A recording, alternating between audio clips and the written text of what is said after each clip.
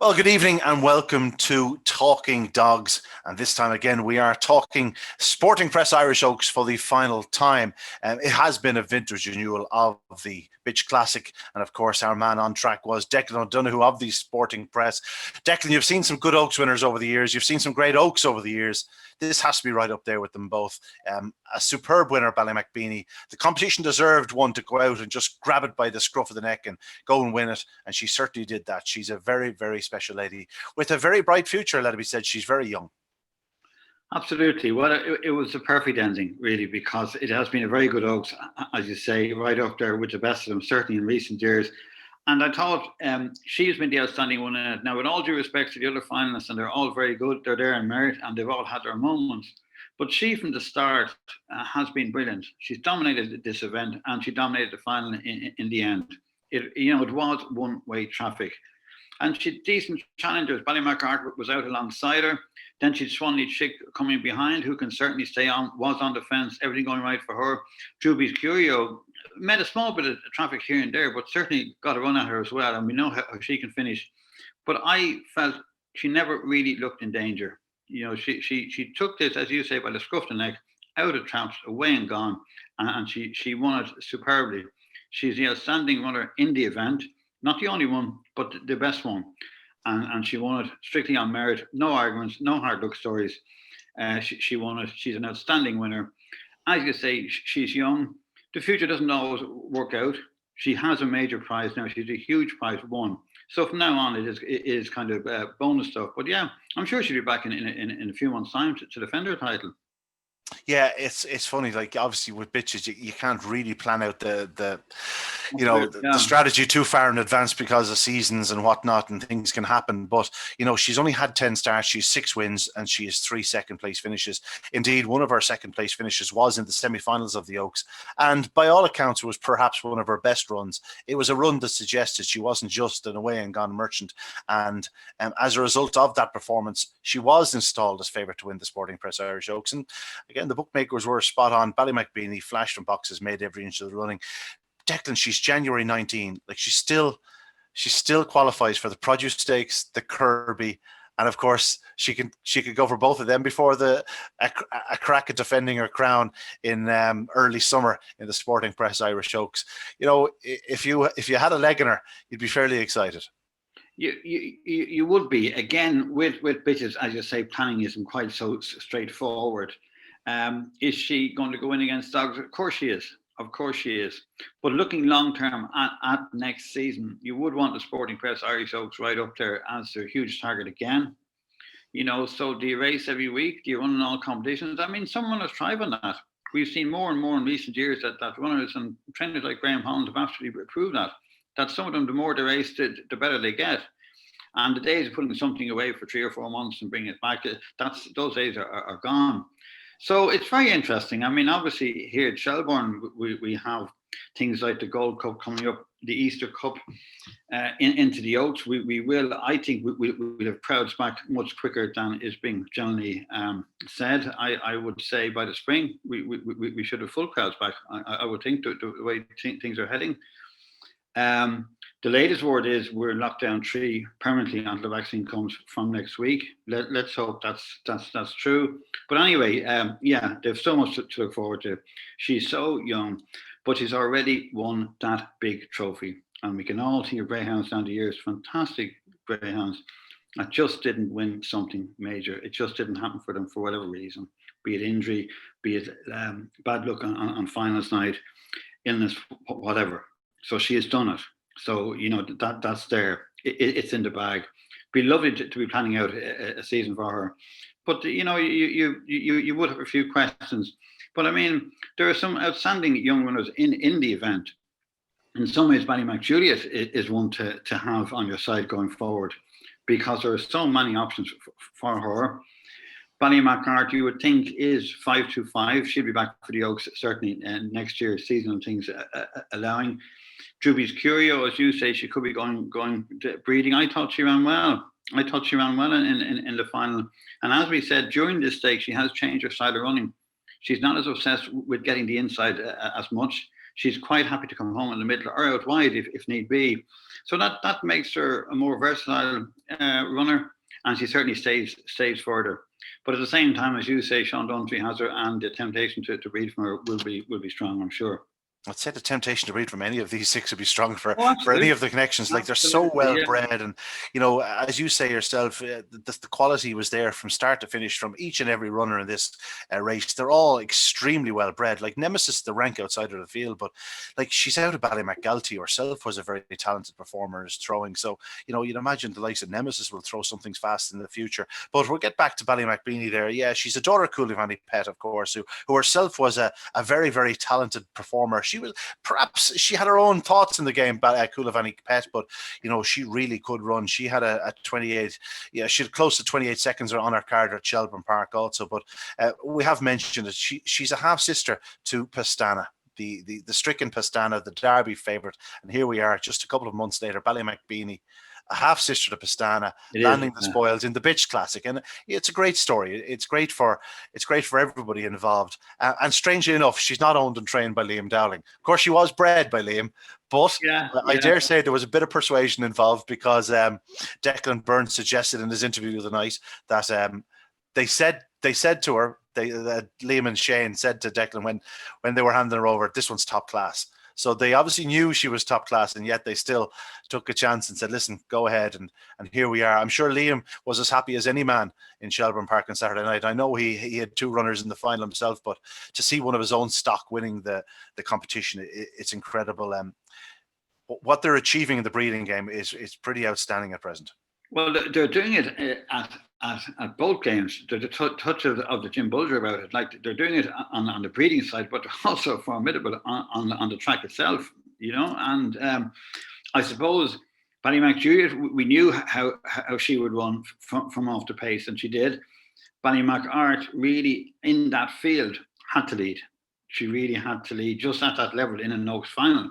She had to lead. She almost did, but she didn't. And I think we knew if Ballymac, as you say, her semi-final run was in some ways her best, although she finished second. And we knew after that if she led on Saturday, Ballymac Beanie, I'm talking about, that she would win, and she did. And she's outstanding. I mean, she is right up there with the best Oaks winners we've seen for a very long time. Maybe back to the likes of Nameless Pixie. I mean, she could be. She is at that level. And as you say, she's so inexperienced and she's so young. And like Ballymac Art and Swanee Chick, an interesting thing for people to think going forward, they'd race against dogs.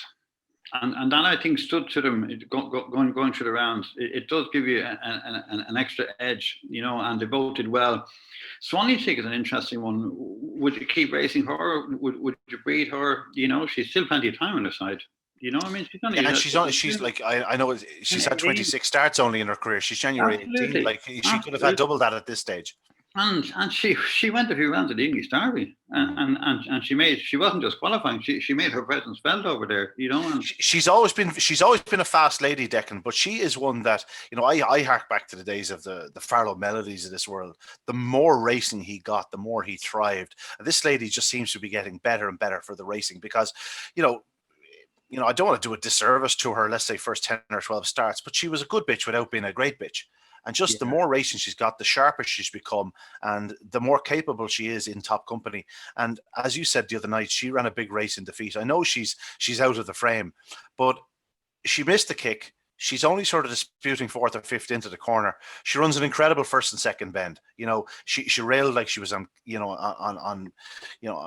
on rails, so to speak. She emerged in second spot into the back straight, and Droopy's Courier came up and sort of upset her at the third bend, came across her, and they did bump slightly, and that probably cost her a place in the frame.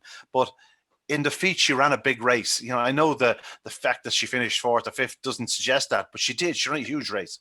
She did, and while it certainly wouldn't change her seeding, the run she done from top six in the semi-final opens up all sorts of new options for her. You know what I mean? And she stays as well. So she is going forward. They all have so much to look forward to. But Swanee Chick, having proved herself against dogs and in a derby, and she is. And I agree with you. There are so many greyhounds that I know we're going to talk about some sensational puppies that have just suddenly appeared in the scene and are brilliant the minute they arrive. Yeah. But let's face it, If you look back at many of the great dogs down the years, they improved with age and experience.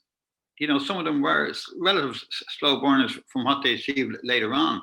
Pestan is actually a recent enough example. He grew up during lockdown. Owen McKenna said absolutely. that he became a greyhound over lockdown. Yeah. Like we always knew Pestan was good, but after lockdown, the dog just took off. They're all different. Like people, they're all different. Maybe the break was what Pestan needed, but no one. So you're saying there's still a chance I'll play for Man United? I'd say that's just gone beyond it now, Ian. I mind you, the way they're playing. We must have George McDonough with that. George will probably give you your own. Right, I'll settle for a place a corner forward then for the Dubs. That'll do me. Now you're into the big league now. You know what I mean? But I think going back, Ballymac Beanie. Let's face it. I mean, the others were all great, and as we said, there's so much to look forward to. But she was Declan, the star of the Oaks, and she was the star of the final. But it's such a strange year that we all of a sudden now, like we're talking, we're recording this the 23rd of November. This has been played out on the 24th of November. In a matter of less than 2 weeks, there's the Winter Racing Festival. There's a valuable bitch 525 and a valuable bitch 550. Any of these 6 could turn up on that occasion. And a week later, the Christmas Oak starts. And as we said about Ballymac Beanie, she then is qualified, as is Ballymac Art, for the likes of the Kirby, the likes of the Produce Stakes. And then all of a sudden, in a blink of an eye, we're back into the Oaks again. It's only 6 months down the line. We're talking about another Sporting Press Irish Oaks. These ladies, if they want to be, they'll be kept busy. Some people with a view to breeding don't want to overly race their bitches. And if you look at their profile on Saturday night, Swanley Chick has the most races with 26, so they're not overly raced at present. Of course, some of them are very young, but there's plenty of options out there. And if you wish, you could pick a campaign and a very tactical campaign that could allow you keep your bitch relatively lightly raced, but give her every opportunity to win plenty of prize money. I would think there's a lot of old wives' tales in the game still. I would think the lightly race thing is to prolong the racing career. I don't think it'll have any effect on breeding. I mean, that's nonsense. I tend to agree with you. We ourselves won an Oaks back in '95 with Cool Survivor. We ran her over 525, 550 against the dogs. We ran her over 750, and she produced Born a Survivor. She produced an Oaks winner. So it is a bit of an old wives' tale. As you say yourself, it's a case of just not over racing them to prolong their racing career. That is the word. Thereafter, they can all produce. And there must be a temptation just to keep them to bitch stakes, that must be there, but they don't have to be. And so I mean there are many greyhounds just absolutely, the more they race, the more they enjoy it, and the better they get, and the more formidable they get. And we could look at Mina Miracle for example, like what a year. That is just incredible. And that's racing every week. I mean, it's the best way to train them is to race them. You know what I mean?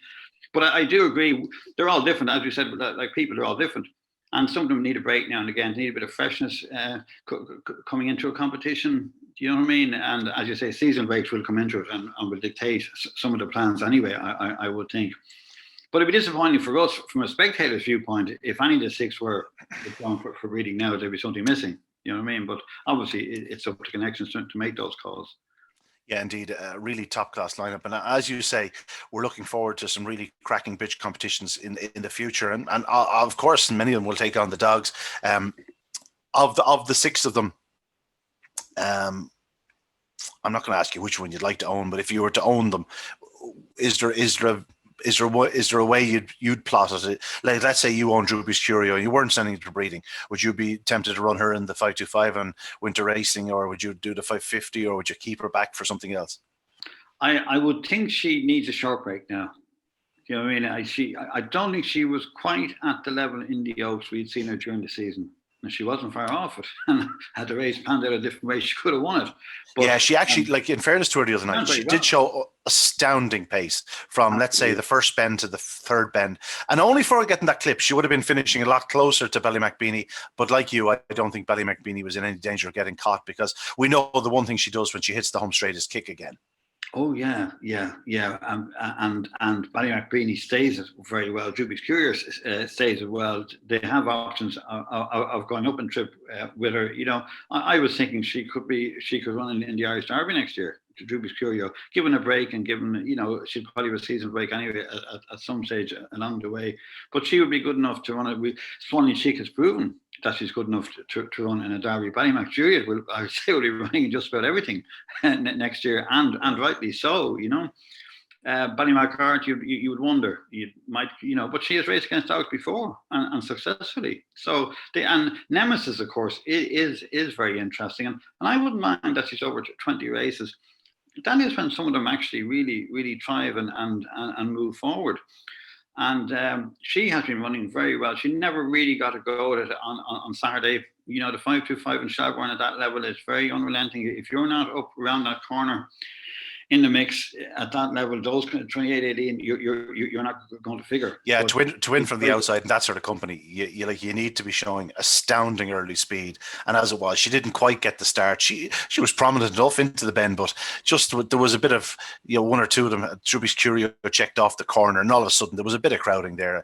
And by crowding, I don't mean that they got bumped it was just more of, they had to watch themselves, and you can't afford to watch yourself around the corner like that when something up front like Ballymac Beanie is staying close to the fence, railing like a cat and absolutely accelerating into the back straight. You find yourself a long way behind very quickly. Oh, absolutely. I mean, being in front must be worth 3 legs at least. And as we saw, it's never, we look back in finals and imagine there was all cleanly run. Very few of them are. And like Drewby's Curio and Swanley Chick brushed off each other at least twice in the race. But the way to avoid that is to be in front. And that's where Ballymac Beanie was.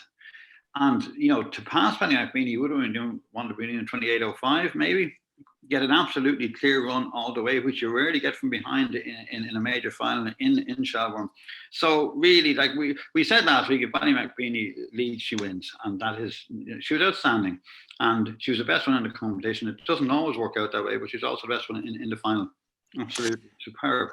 Declan, just on the overall scheme of things, talking about the bitches, like over the years, we've seen some real stars, of course. You look at the Derby alone, the likes of the Springtimes of this world, Batty Spirit. Batty Spirit didn't win in a Derby, but she was second. Tina Marina, the other toss. There's always been, one or two great bitches around that could really perform at the highest level against the dogs or their own sex. But at present in Ireland, there just seems to be an absolutely special group of bitches. Now, we're going to refer to the youngsters in a moment, the likes of the Ballymac Ariel and Billy's Diva, who did so well in the National Puppy Stake on Saturday night. But we're also looking ahead to the final of the Ledger, and we've got 2 bitches there. Mina Miracle, who, of course, has already stamped herself as one of the Greyhounds, one of the performers of the year, and Amazing Alice, who finished second in the Cesar, which now she's in another classic decider. Is there any reason why these bitches are... why there's so many really top class bitches around at present? Because it's not just the bitches. We've got a huge level of talent in terms of the dogs also. Is it that they're not being sold across the water in the same numbers? Is it the fact that there was lockdown and people aren't breeding them at present, whereas a few of these would have been bred earlier? Is there something else? Is it just an exceptional crop that just happened? The first point you make is an interesting one, and it's one I hadn't thought of, to be honest with you, is the declining market in the UK, unfortunately, and we absolutely support them in every way, and we completely, we're with them, and we want the game to thrive over there again, as it used to. So that is, I hadn't thought of that. That's an interesting point, that more and more of the good trackers are being kept here at home. And that could be why we've such a vintage crop of trackers at the moment. I mean, I don't think I've ever looked forward to a season as much as I'm looking forward to next season, ever. Now, okay, maybe the lockdown and the fact the crowds aren't there and everything, we want the buzz back and everything, that probably is part of that. But my God, so as you say, the Ledger, the Derby we've seen, the Oaks, like there are just so many great greyhounds around at the minute. And, touch wood, most of them will be going forward next year again. You know what I mean? And then we see the puppy stake the other night and what's coming along just behind them. It is a tremendous time for the sport on the track. Yeah. Now, when the crowds come back, and as I keep saying, that will be much quicker than a lot of people seem to think. I would say by the spring, mid-spring, we will have certainly, we'll be well on our way to it. So we have a great product to promote and to sell. We're not getting the media coverage somewhere that we should be getting, and the RTE situation is a strange one, but we don't have to keep putting pressure on there. But my God, we've so much to look forward to. But you could have hit on something there. It could be the declining market, unfortunately, in the UK just at the minute. And I would say as well, not having a permanent venue for the Derby over there doesn't do the image of the sport good at all. No, it certainly doesn't. We just can't imagine a Derby anywhere other than Shelbourne, and that's going to be there forever. You know what I mean? And but we keep supporting them in every way we can. I think it's great the Irish runners going over and competing and taking part. You know what I mean? That raises the whole profile. But I think yes, I think why there's more bitches doing better against dogs, or maybe they're not. Maybe it just seems that way. You mentioned quite a few ones from the past there that were doing these kind of things 20, 30 years ago. So perhaps they're not. It just seems that way. And after such an outstanding Oaks, we're probably even slightly overrating him, maybe a little bit, but not the winner, because she's a superb winner. It doesn't always happen, as we all know, that the outstanding runner of a stake performs on the final night. It just doesn't always happen, but this time, my God, it did. It was superb. There's a strange satisfaction as a greyhound enthusiast when you do get that. I know what happens in horse racing. You want the superstar to come out and show its worth in the final on the big occasion at Cheltenham or at Epsom or in Newmarket. Here in greyhound racing, we talk about derbies, laurels, ledgers, and oaks, and you just want the best dog to come out, grab it by the scruff, go and do it, and then, even if you're beaten in behind them, you have a connection of dog in behind. There's no hard luck story, because the best one just did it on the night. The dog that everyone was speaking about. And in fairness to her, I know she'd been beaten in semi-finals, but she was the one that people were taking out of this Oaks from the early stages. She set the standard in both the first and second round, and she was brilliant in the following two rounds. And then to back it up in the final with that 28-18 run. I know the run was beaten on the night, but in terms of pure domination, this was as dominant a display in a classic final as you're going to see. Well, it's all about winning, obviously, and as we see all down the years, even Derby final night, there's always times quicker than the Derby final. It's about winning the race, and she was going to do that right from the minute the tramps rose. Ballymac Beanie was going to win that race, and as you say, she has been the best one in it. As we said, it doesn't always happen that the best one wins the final, but my God, it did this time. But, there were 5 great finalists in it too, and there's many more big nights ahead for all of them, I would imagine, for sure, yeah. Yeah, it's like the fella now that goes to, every let's say you take a Galway man or something, for example, and they, waited years and years and years to win a big one, and they win the big one. And then as they're walking out, they go, it'd be hard to retain it next year. You have to enjoy it, and I dare say that Ciara Varriker and her other owners, Alan and Pat Dobbs, of course, Pat the jockey, will enjoy this success. But if they're going to recapture or defend their Oaks, they're going to have to do so sooner rather than later. Compared to other years, they have 6 months to enjoy it. Declan Byrne, I'm sure, will give this bitch every opportunity to defend her title. But as we spoke of, there are some added rivals to speak of. On Saturday night at Shelbourne Park, not for the first time in the past month or two, we just saw an incredible night's racing. I spoke to Derek Frehel of the Leinster Racing Office and the man at the helm at Shelbourne Park. And he said, I have so many good dogs at the moment. He said, it's frightening. He says, the standard of racing here is just unbelievable. I had to agree with him. And 4 heats of the National Puppy Stake. It was only 4 because I dare say the name of Ballymac Ariel did scare off 1 or 2. But it didn't scare off Billy's Diva. We saw this lady winning on debut in 28.09, and she did 28.04 the other night. It was clear from the early yard she was going to do it, because she's not always going to find herself in front. When she does, this lady is exceptionally fast. 28.04, a brilliant run. But Ballymac Ariel still probably takes the headlines with that 28.18 run in her second career start, coming from behind a dog who had looked a real prospect in this opening race, still looks a real prospect. But in truth, she left him standing from the third bend home. These are 2 very, very talented ladies to add into the mix for next year's Oaks. Well, they are. And funny thing, you mentioned Billy's Diva.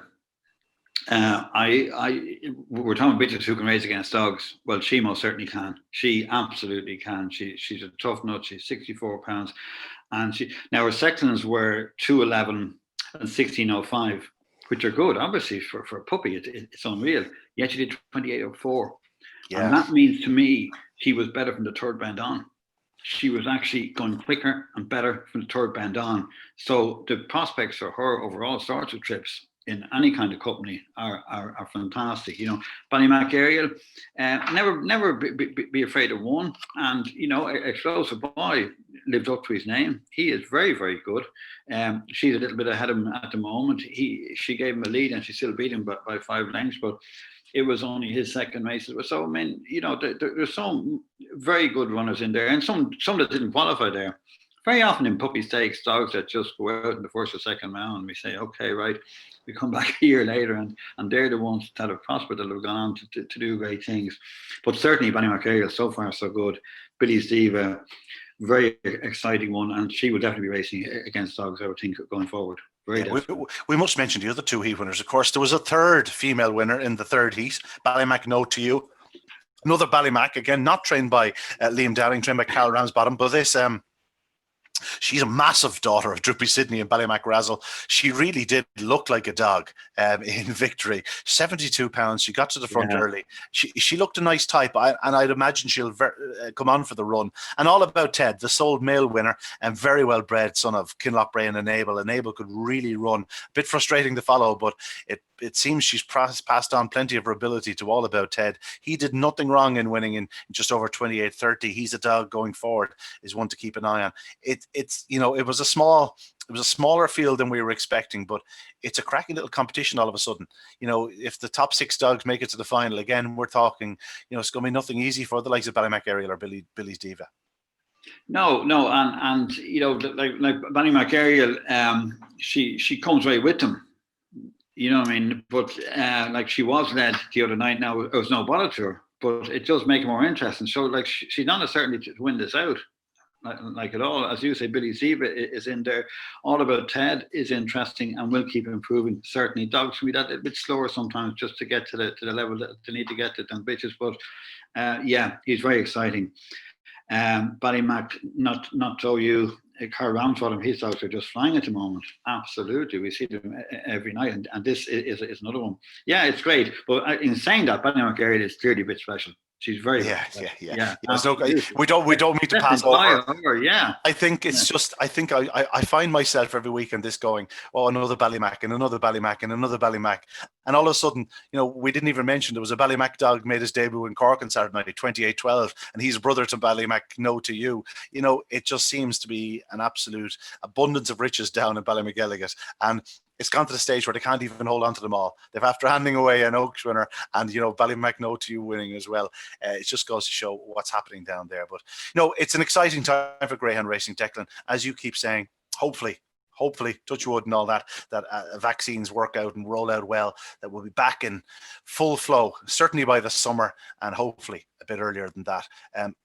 We have the Winter Racing Festival to look forward to now. We've seen the end of the Oaks, but as we said, a few of these bitches will be in action again in the coming weeks. Plenty to look forward to, and I'd say you're holding on to your place in Children Park like the golden ticket in Willy Wonka's chocolate factory. I mean that next Saturday week, that's going to be an incredible nice racing. You know, and we've known Night of Stars most unfortunately. We understand why it's you know, but that will be back next year, please God. But hopefully as part of a festival. You know, I can't see why we wouldn't retain this. I think the Friday night's a great idea. Give those dogs that just aren't quite up to running on the Saturday night in terms of the pure quality, but dogs like the veterans and, you know, the really good A1 dogs. And this Dublin Cup could take a bit of winning too. It will.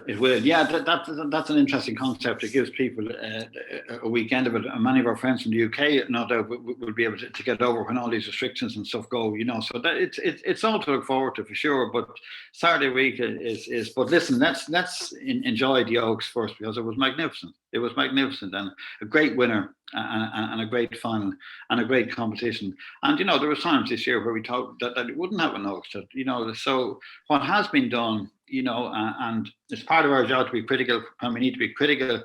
But let's give the greyhound authorities credit this year under the most appalling circumstances, and you know, just we couldn't have imagined this time last year the circumstances we're all operating under. To run off a Derby, to run off an Oaks and the Leisure and everything else, and the Night of Stars coming forward. Well done to everyone behind that, because it is fantastic. And it's great on the night. It's brilliant. We all go and enjoy it. But a lot of hard work goes into the build-up to these things. And let's thank our trainers and our owners as well for what they're doing. It can't have been easier for them either to keep these dogs ticking over, especially when there was no racing, there was no trials or anything. And yet to have them as good as they are when they came back, or as you said with Prestana, to have discovered an extra leg when he came back. You know what I mean? It is just brilliant. It's been a great season considering everything. It's been an incredible season, and it's not over yet. Yeah, well, unfortunately, the Oaks is over though. Yeah, it's been a vintage renewal, as you said, Declan. You said it best yourself. Yeah. A great night, a great final, and a great competition, and it really has been that. The Sporting Press will be back next year, and by all accounts, it could be as strong, if not even stronger, Oaks, because as we say, the talent is out there. Well, this one will be a hard act to follow. Yeah, but I have no doubt we'll have a good go at it. We certainly will. Well, that's it for the Sporting Press Irish Oaks for 2020. Believe it or not, the next one will be around in just a few months' time. Like the 46A, you wait for one and then two come at the same time. That's it for Talking Oaks. We'll see you soon.